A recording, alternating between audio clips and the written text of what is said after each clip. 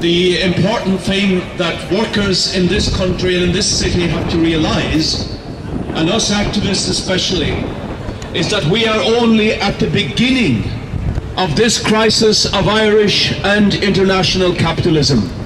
We are only in the early months of it. And if the system continues as it is, what the ruling elements, the economic and the political establishments have as a strategy is that over the next several years they will continue with the savage process of attacks on the living standards, the wages and the working conditions of working people, both public and private sector workers.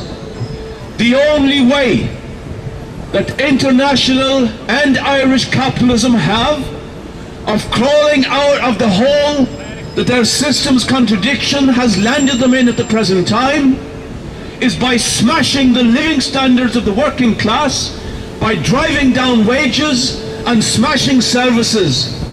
It is quite incredible to me that two major companies that only 10 years ago were in public ownership, SR Technics and Aircom, have in the last weeks announced a jobs massacre of over 1,000 each, without a single voice of protest in a significant way being raised by the leadership of the Irish Congress of Trade Unions.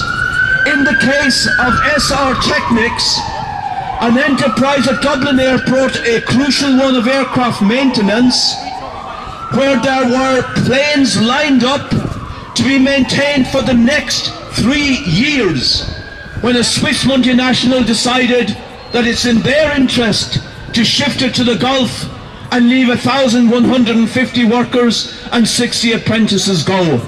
I say the trade unions should immediately have demanded no jobs lost, nationalisation, renationalisation of those enterprises under the democratic control of the workers to save all those jobs and to deliver them going into the future.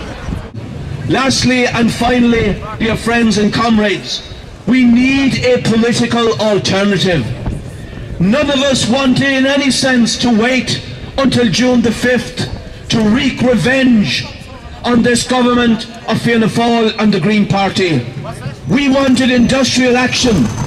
We wanted national strike action months ago to halt these attacks in their tracks. We must continue to work and to build to try and get that type of mobilisation.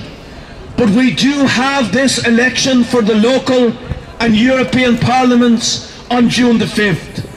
And I believe because we have been denied the mobilisation of our movement up to now, working people should really use this opportunity to deal a smashing blow, particularly to Fianna Fáil. Fianna Fáil has been found out absolutely and clearly. We should say to workers in Dublin and to working class communities in both the local and the Euro elections, Fianna Fáil should be wiped out. They should be annihilated off the political map of Dublin. They should be taught a lesson that they will never ever forget. And when people at the ballot box have wiped out Fianna Fáil, they can wipe their feet in the Green Party as they leave the polling station for having made themselves the doormat of Fianna Fáil in the most disgusting and disgraceful fashion.